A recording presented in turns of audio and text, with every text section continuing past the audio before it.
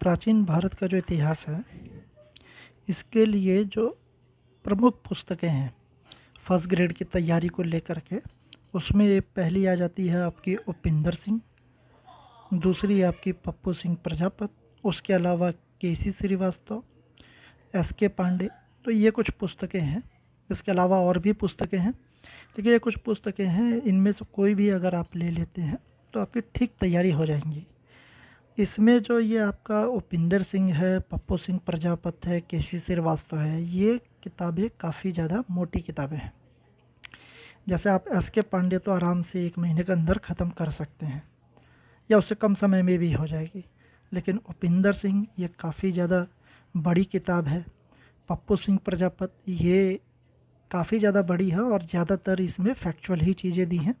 उसके अलावा केसी श्रीवास्तव, मेरे हिसाब से अगर आपके पास केसी श्रीवास्तव है तो ये इनमें सबसे सही विकल्प होगा।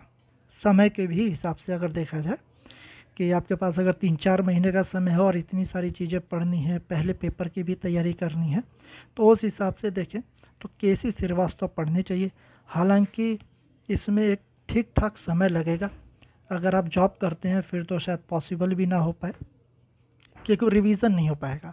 हाँ, लेकिन अगर आप जॉब नहीं करते और पूरी तरह से तैयारी कर रहे हैं इसी की, तो वहाँ पर फिर आपको केसी श्रीवास्तव ही पढ़नी चाहिए। उसका रीज़न ये है कि एक तो ये आसानी से आपको पढ़ेंगे तो समझ में आएगी, चीज़ें याद भी रहेंगी, और सबसे इम्पोर्टेंट बात ये है कि यहाँ से लगभग 40 प्रश्न पिछली बार पूछे गए थे। यानी आप अंदाज़ा लगाइए 120 में से अकेले 40 प्रश्न यहाँ से पूछे गए थे। तो इसकी एक अच्छी तैयारी की ज़रूरत है। तो मेरे हिसाब से आपको केसी श्रीवास्तव, अगर ये नहीं है, अगर इनमें से कोई भी है तो भी चलेगा, लेकिन अगर आप ख़रीदने जा रहे हैं तो आप केसी श्रीवास्तव खरीदिए तो ज़्यादा ठीक रहेगा। उसके अलावा हम देखते हैं कि मध्यकालीन भारत में कौन सी पुस्तकें हैं। तो मध्यकालीन भारत में आपका हरीशचंद्र वर्मा की है, दिल्ली विश्वविद्यालय से ये छपती है, और ये 2 पार्ट में है, पहला व दूसरा पार्ट। तो ये पुस्तक हरीशचंद्र वर्मा की 2 पार्ट में आती है। पहले वाला है जो दिल्ली सल्तनत के बारे में है, जो सेकंड है वो मुग़ल सल्तनत के बारे में है। तो अगली है सतीश चंद्र की, ये भी 2 पार्ट में आती है, पार्ट 1 व पार्ट 2। तो इस तरीके से ये भी उसी तरीके से 2 पार्ट में आती है। उसके अलावा वी.डी. महाजन है, एल.पी. शर्मा है, सौरभ चौबे है, और ये अब आई है पप्पू सिंह प्रजापत की, ये भी 2 पार्ट में है। मेरा मानना ये है, क्योंकि पिछली बार यहाँ से आपके 19 प्रश्न आए थे, मान लीजिए 20 प्रश्न आए थे, तो उस हिसाब से देखा जाए तो इसमें ये किताबें पढ़ना, क्योंकि समय कम है, तो उस हिसाब से ये किताबें आपको छोड़ देनी चाहिए और इन किताबों की तरफ जाना चाहिए, क्योंकि ये सिंगल किताबें, आसानी से आप इनको कवर कर सकते हैं और रिवीजन भी कर सकते हैं। और अगर आप पहले से पढ़ते आ रहे हैं, मान लीजिए आपने सतीश चंद्र की पहले ही पढ़ रखी है, या हरीशचंद्र वर्मा की पढ़ी है, या पप्पू सिंह खैर प्रजापत की तो नहीं पढ़ी होगी, क्योंकि इसका जो सेकंड पार्ट है वो हाल फिलहाल में आया है, तो ये तो मेरे हिसाब से रहने ही देना चाहिए आपका पप्पू सिंह प्रजापत। हाँ, लेकिन अगर आपने हरीशचंद्र वर्मा पढ़ा है, सतीश चंद्र पढ़ा है, तो सिलेबस के अकॉर्डिंग केवल वो चैप्टर पढ़ लीजिए जो सिलेबस में दिए हुए हैं, और अन्यथा आप वी.डी. महाजन, एल.पी. शर्मा या सौरभ चौबे में से कोई सी भी आप पढ़ सकते हैं, और यही ज़्यादा ठीक रहेगा, क्योंकि यहाँ से प्रश्न मेरे हिसाब से ज़्यादा तो पूछे नहीं गए।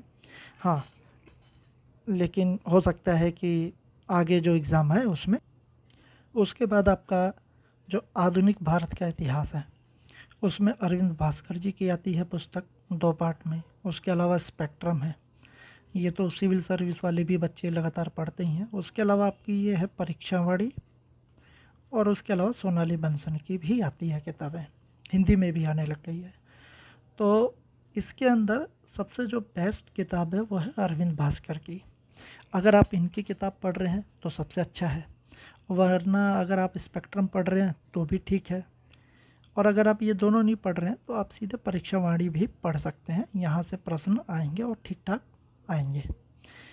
कहने का मतलब ये है कि अगर आप इनमें से कोई भी पुस्तक पहले से पढ़ रहे हैं या आपके पास है, तो आप वही पढ़िए, और अगर नहीं है तो आप परीक्षावाणी ले आइए, ये ज़्यादा ठीक रहेगा। अगर आपके बेसिक्स क्लियर हैं तो डायरेक्ट आप परीक्षावाणी भी पढ़ सकते हैं, और नहीं तो आप कोई सी भी पढ़ रहे हैं तो सारी किताबें ठीक हैं।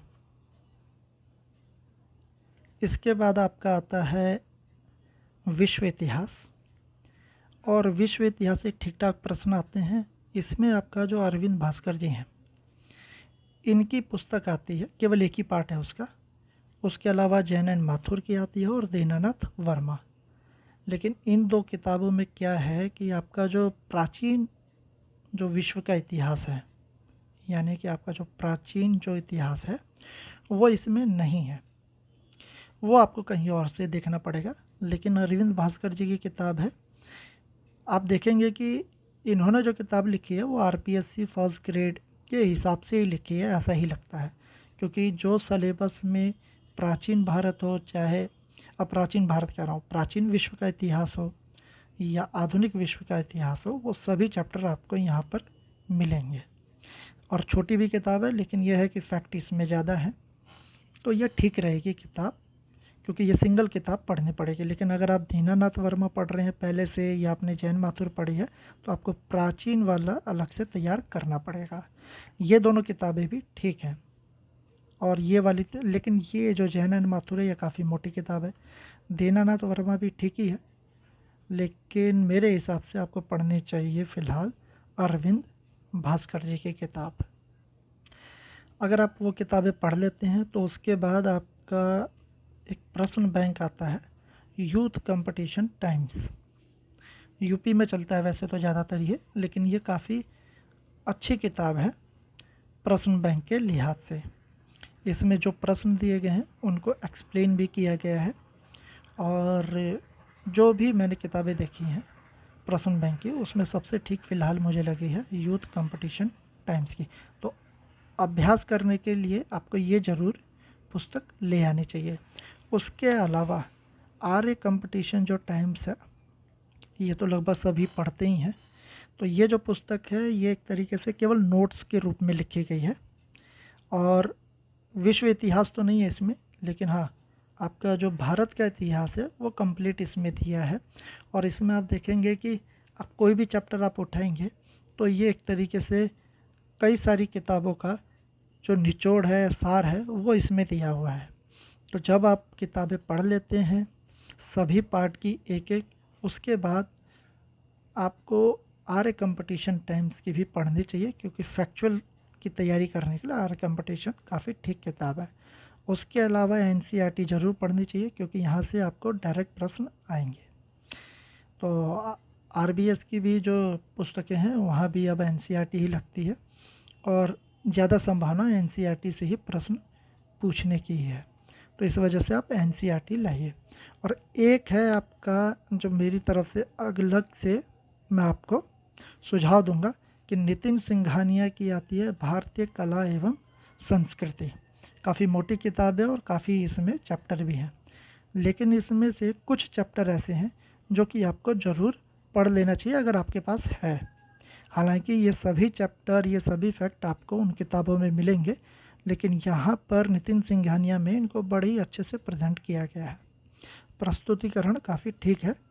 उसमें भी मेरे हिसाब से ये वाला जो पहला ही चैप्टर है, भारतीय वास्तुकला, मूर्तिकला और मृदभांड, ये तो अवश्य ही पढ़नी चाहिए। उसके बाद आप जैसे कि आपका ये है 14th जो चैप्टर है बौद्ध धर्म और जैन धर्म, उसके अलावा 24वां चैप्टर है प्राचीन और मध्यकालीन भारत में सिक्के। सिक्के से कुछ प्रश्न आते हैं। उसके अलावा है आपका 26वां चैप्टर जैसे विदेशी यात्रियों की नज़र में भारत। तो ये कुछ चैप्टर हैं जो कि आपको, अगर नितिन सिंघानिया आपके पास है और आप पहले ही वो किताबें पढ़ चुके हैं, तो यहाँ से भी एक बार ये 4-5 चैप्टर जो हैं वो पढ़ लेने चाहिए। तो ये है किताबों की, पुस्तकों की सूची। इनमें से कोई भी किताबें आप ले सकते हैं और तैयारी कर सकते हैं। धन्यवाद।